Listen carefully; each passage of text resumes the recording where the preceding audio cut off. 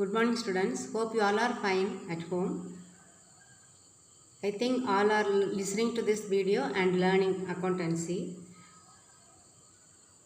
Before starting today's class, I want to explain one term from the terminologies, basic terminologies in accounting.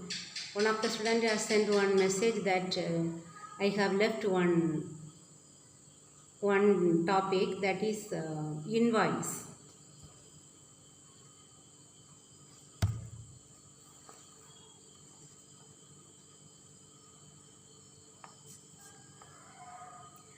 What is invoice? Invoice is issued by the seller to the buyer.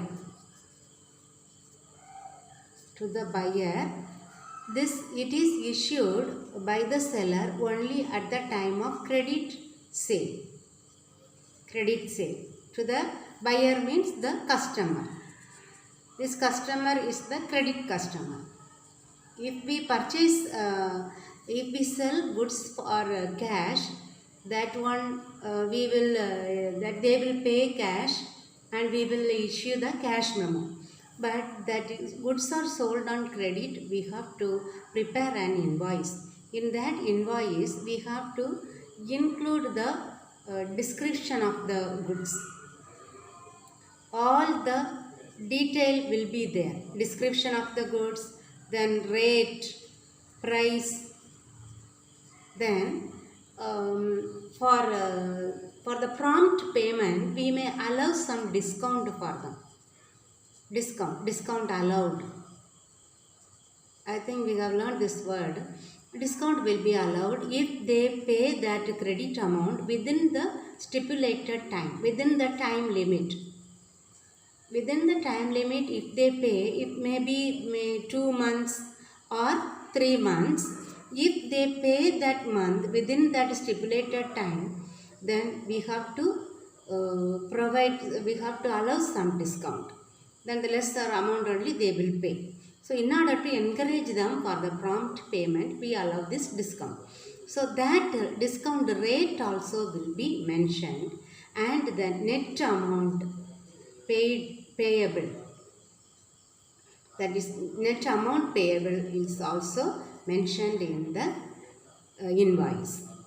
Okay, that description of the goods, rate of the that product, then price of that one, then the discount rate will be mentioned, and the net amount. They will deduct that discount allowed, and the net amount will be mentioned in the invoice. That is the invoice. It is issued by the seller to the buyer at the time of purchasing on credit.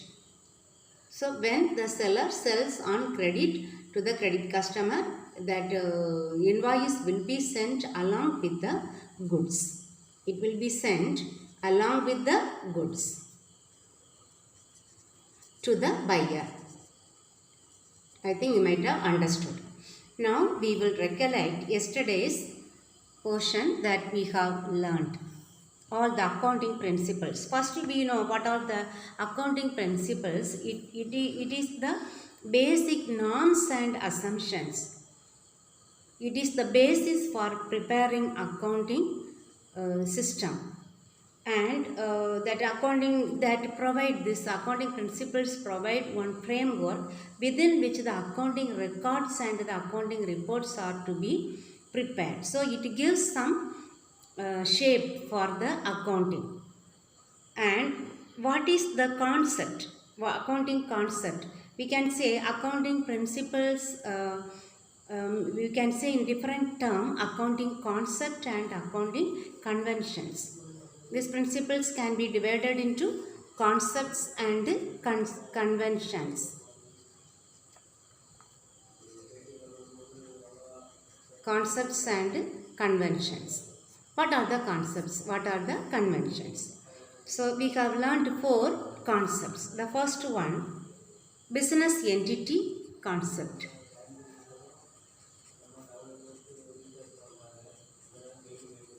Business entity concept.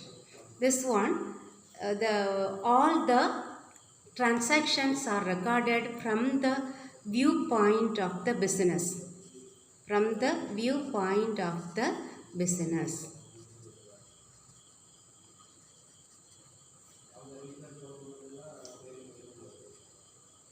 Because here the business is considered separate from the proprietor. Business is separate from the proprietor.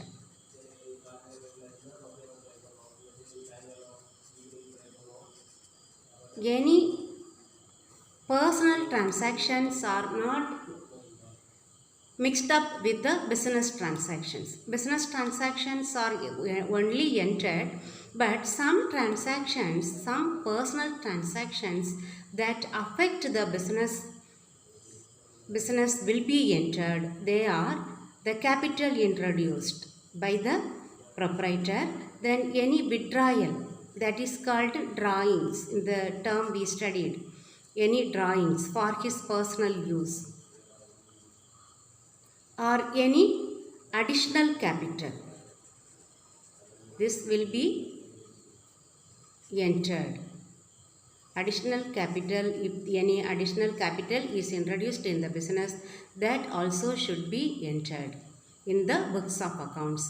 So all the transactions are entered in the books of accounts from the viewpoint of the business. Because here as per this business entity concept, business is considered separate from the proprietor, from the owner. But the amount invested by the owner is considered as capital because that amount should be returned back to the owner by the business. Then the next concept is money measurement concept. All this I explained already. Once again I am explaining. Money measurement concept. Here all the transactions which can be measured in terms of money. All the transactions which can be measured in terms of money only recorded in the books of accounts. Any transactions which cannot be expressed in terms of money are not entered in the books of accounts. That we have learned some examples. Any efficiency of the manager, or any strike held by the employees or the workers, or any working conditions, if any bad working conditions available in the working place, all these cannot be entered in the books of accounts. Okay, that is money measurement concept. The third one, going concern concept. Going concern concept.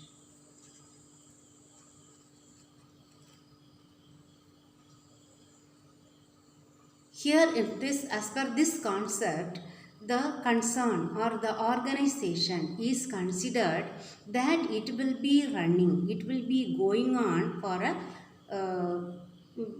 for many years in future, a foreseeable future we can say. As per this concept only, that they enter all the transactions. For example, we purchase one fixed asset. We consider that fixed asset is that is used in the business concern for around 10 years. We never think next year we are going to sell that fixed asset. So that is why this going concern concept is given. So as per this concept, we conclude that that fixed asset or the business is running for many years, for a foreseeable future. It will not come to an end within a short period of time. That is why we value the fixed asset at cost price. And every year they will deduct 1% as depreciation. They will calculate, okay, this asset can be used for 10 years. So, if we calculate 10%, as per this one method is the depreciation, valuation of depreciation. different methods are available. So for 10 years, if they take 10% each year, at end of 10 year, this fixed assets value will be becoming 0. So they will calculate the number of years that can be we can use in the business concern. Then the fourth concept is cost concept. This is also related to going concern concept. Here we have studied the fixed asset are valued as per its cost, because all the fixed assets are entered in the balance sheet. They are valued at cost price. Cost price, I have told you, that is the acquisition price. Acquisition price means purchasing price. Purchasing price. We never record that one at the market price. Today, if we go to the market to sell that asset, how much we can realize, that we never consider, but we enter in the books of accounts the value of fixed assets only at its cost price. Okay, that is cost concept. Then the fifth one,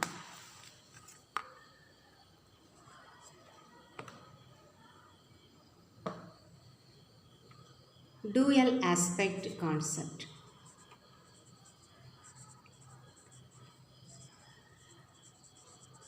Dual aspect concept. Each and every transaction has two aspects. Here all business transactions, okay? All business transactions have two aspects. One will be the debit aspect and the other will be the credit aspect. If it is debit, maybe the receiving aspect. If it is credit, that will be the giving aspect. For example, if we purchase one land, we go and purchase a land, what we get? What is debit? What we are receiving? The land. And what we are giving? The cash or bank. Through bank. Check, if we pay, if we give one check, that amount will be withdrawn from the bank. So either cash will be paid or the bank will pay. So we will credit either cash or bank. So here you see, if the land's value is 10 lakh, the cash also will come as 10 lakh. So the amount will be equal. So this is the fundamental of double entry bookkeeping system, because double entry, we are entering two aspects. One is the receiving aspect, the other is the giving aspect. Here only that basic accounting equation evolves.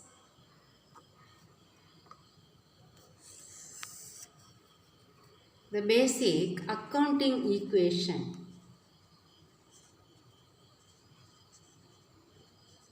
Because that all the debit aspect is equal to credit aspect. We will not reduce that value, debit to 10 lakh, credit to 9 lakh, no. If there is a debit of 10 lakh, there should be a corresponding credit of 10 lakh. So the debit means all the assets, debit aspects, will be equal to credit aspects.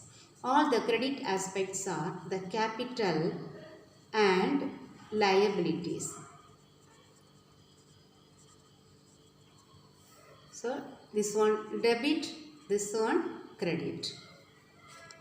So all the assets shows debit balance. The capital shows credit balance, liabilities show credit balance.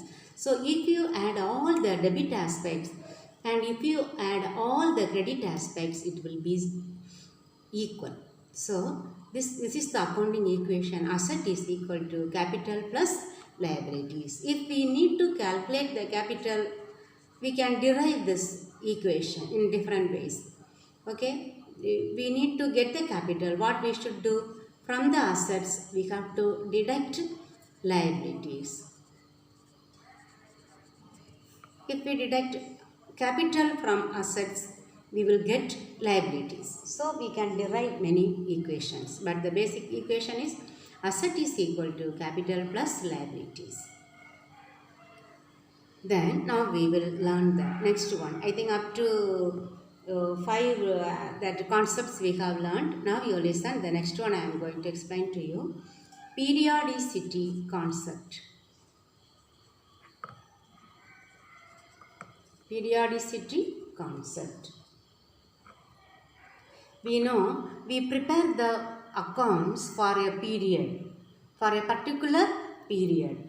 This may be 1 year. This period may be 1 year. Not at the end of the life of the business we never calculate that profit or loss.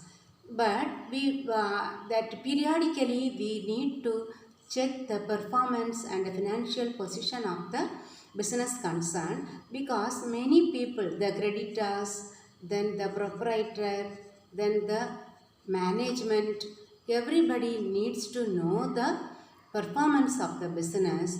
But so there must be a period in the preparation of financial statement or the reports.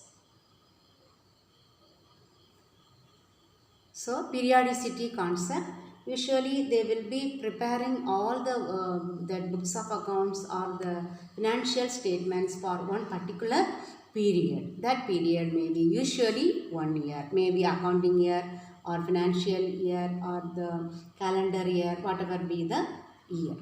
Then the next one, matching concept. What we are matching? Matching concept. Here, what is matched with what? Here, accounting period is there now. Accounting period. For period only we are going to match. So, all the revenues are matched with the expenses incurred. All the revenue that we earned will be matched with the expenses incurred during that particular period. Expenses incurred. That particular period. So it is based on the periodicity concept.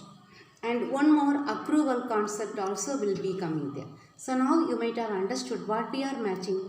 All the revenue that we earned during that particular period will be matched with all expenses that we have incurred during that period is matched.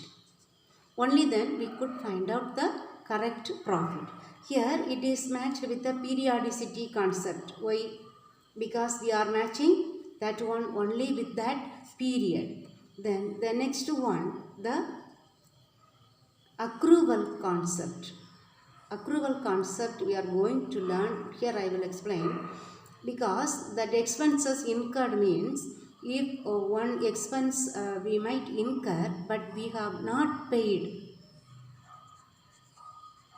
Incurred but not paid. This also should be included in the books of accounts. Here, what is the meaning? Expenses incurred. In expense, I will explain this one with one example. Okay, that salary. Salary is related to March 2019. But we will pay this March salary on 1st April. So this we can say that salary is incurred in this year, but it is paid on next year. Because we close this books of accounts, accounting period ends with March 2019. But we will include this one along with this expenses, along with this year.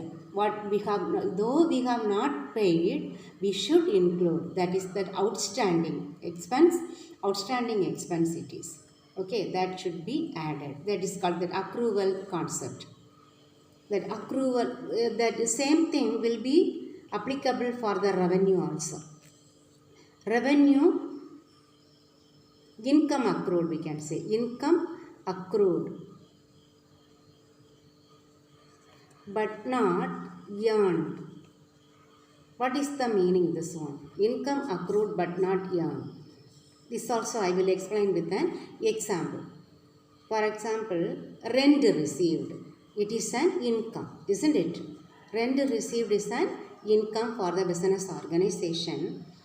The same thing for the account period ends with March 2019.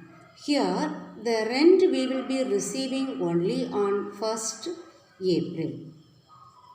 So we can say this rent accrued but not received. It is accrued on March 2019. That particular year's income, that is what income accrued means, that particular year's related to that year, but it is not earned. Okay, that is called accrued, related to that year but not earned. So here is an example. So rent it is that should be related to 2019 March, but we actually receive it on 1st April 2019. So we never, that this is what I have explained to you in the basis of accounting. Do you remember? Cash basis, accrual basis and mixed basis. Accrue, that is the basis of accounting. There I have explained to you. Okay. So that is also included in this matching concept.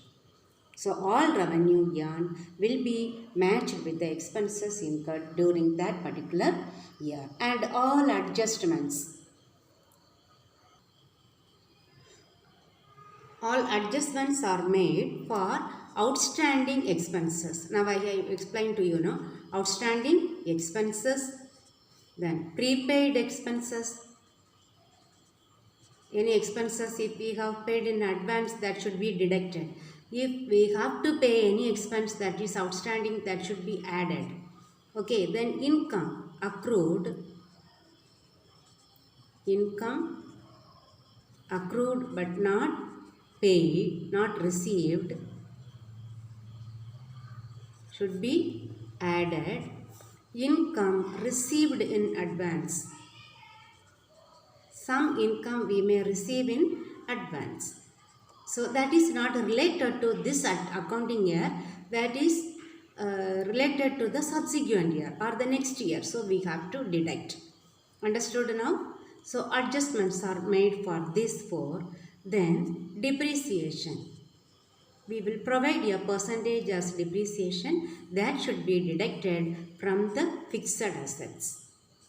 From the fixed asset it will be deducted. Then any bad debts. Bad debts, I think I have told you, bad debt is the irrecoverable debt from the debtors. Debtors means who? They are the credit customers. Some all of a sudden one of the credit customer may expire. He may not have any descendant, maybe the wife or son or daughter, no one, no relative, no property, nothing. So we cannot recover that debt from that particular customer. So that will be considered as bad debt. So this will be deducted from the debtors. So we have to provide this one. This one again I will explain later in this concept. Okay, all these adjustments should be made in this books of accounts. Right, so it is related to the matching concept. Then the realization concept.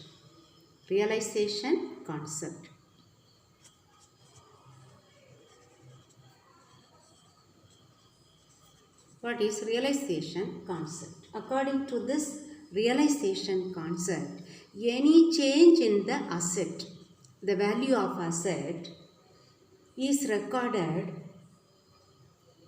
only when the business realizes it. What is the meaning realizes? For example, we purchase an asset, one furniture. We purchase an asset, a furniture for rupees 10,000. So it is of very high made of very high wood, teak wood or rosewood. Okay, so they now the value is increasing because it is made up of rosewood. The value increases. Even if we sell after 5 years, we could realize around 15,000. Okay, after 5 years we are going to sell this one, we are getting 15 years. But in the books of accounts, what we will do every year, around 2 percentage will be deducted as depreciation. So first year 2 percentage, how much? 200. So 9,800 will be there. Second year again 2 percentage, the same fixed installment method. Okay, that one every year, not diminishing value method, that one fixed installment method. The same depreciation will be provided, 200, again 1,000, 9,600. Like that it will be reducing, but at last you are going to sell that one. We are realizing how much amount? 15,000. That is considered only at the time of realizing it, not in between. During the lifetime of the asset, we cannot consider the change in value of the asset. Change in value of asset. Understood? Change in value of asset is considered only when we realizes it, not during the lifetime of the asset.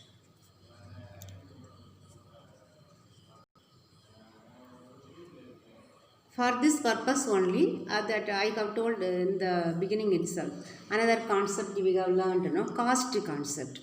We are recording the assets at its cost price, purchasing price. This is the purchasing price. We never consider the market price. Okay, there we have considered. And this realization concept, we consider the change in value of asset only at the time of realizing it. Realizing it means when we sell that particular asset, when after 5 years around 9,000 only we will be getting. That book value will be 9,000. In the book we have mentioned 9,000. But when we sell that particular asset, how much we are getting? 15,000. So how much is the profit? 6,000 is the profit on sale of fixed asset. Okay, that we can enter only at the time of realizing it, selling it. In between, we should not consider the market price. Okay, there. Next concept, objective evidence concept. Objective evidence concept.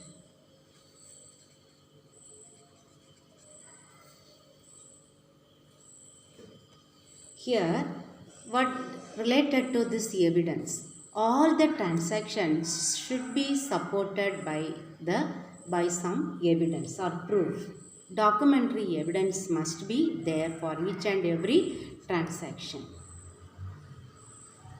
That only shows the accuracy, authenticity of the transaction. That means the true.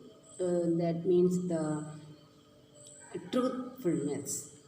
Transactions should be supported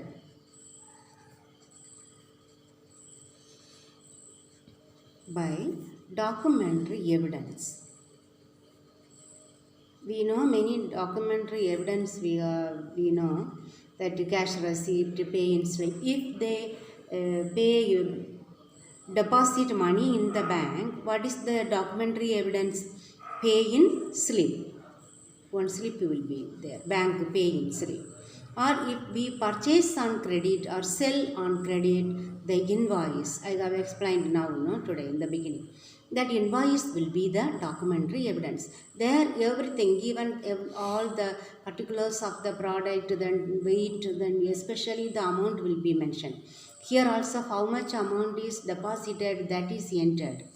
Okay, then cash memo. If we have purchased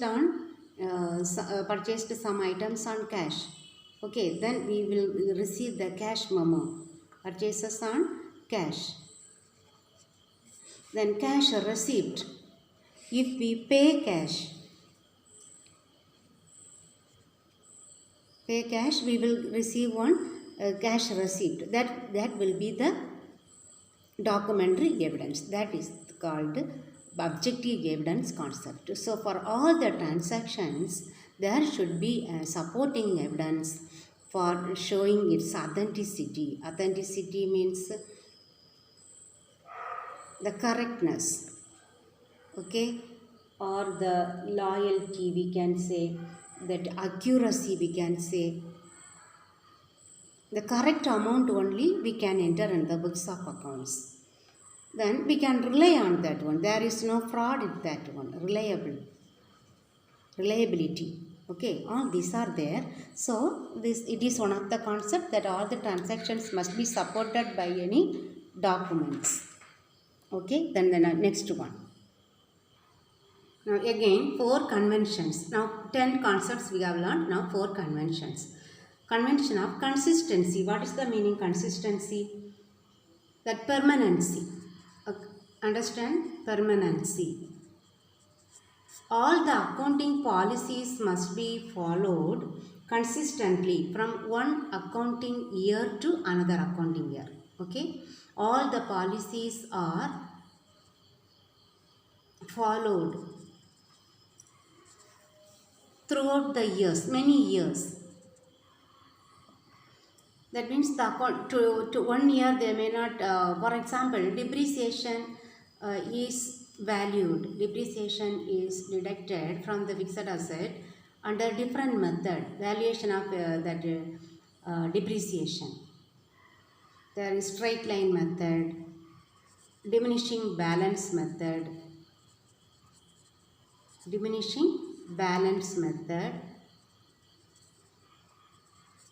So, if we follow this straight line method for years, for many years we have to follow the same that method only we should follow. And all of a sudden we may not switch over to this diminishing balance method. If we start with this method, you have to follow the same method. That's why all the accounting policies must be followed consistently from one accounting year to another accounting year. Understood? But some change can be made if it complies with the provision of law. The law says all the companies must follow diminishing balance method from the next year onwards. So, okay. Then all they have, those who have followed straight line method will switch over to this diminishing balance method. Okay. So, as per law they can change. Or to comply with the accounting standards. Some standards they have issued. Standards we are going to learn. Okay, the standards will be issued by some special organization. So if they have recommended, they can change this method. Otherwise, the same that accounting policies must be followed from one accounting year to other years. Okay, then the 12th one, convention of full disclosure. All the particulars must be, what is disclosure? Reveal. They have to show.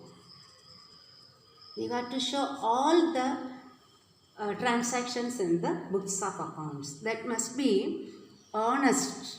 Honestly they have to reveal, not false statements. Understand? They must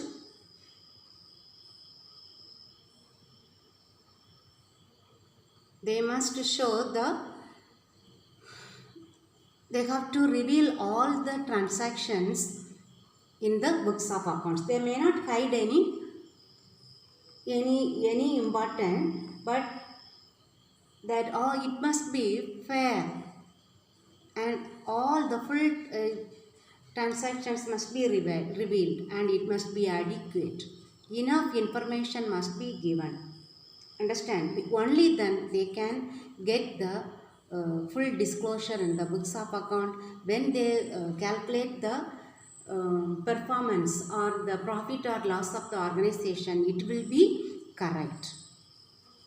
Okay, so all the documents which are necessary or important must be revealed in the books of account. That is convention of full disclosure. Convention of materiality. So material information only must be shown. So you may not confuse with this one full disclosure. It is one exemption. What is the exemption? We must show all the items we are learning here, but here we say that all the material items only will be shown in the books of accounts. Immaterial, that means not important, insignificant transactions should not be shown in the books of accounts. So for example, that they purchase one dustbin, one small dustbin. Can they show that one in the books of accounts? No, that is not material, isn't it? But one shop, they are buying and selling that dustbin. So there they must show how much they have purchased, how many they have purchased. Okay, so for one organization, one item will be material.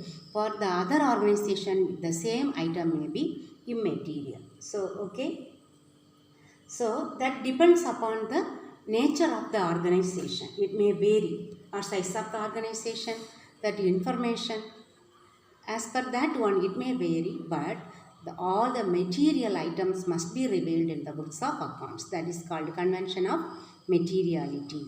Then the last one, 14th one, convention of conservatism. Conservatism or prudence. Prudence means we know that we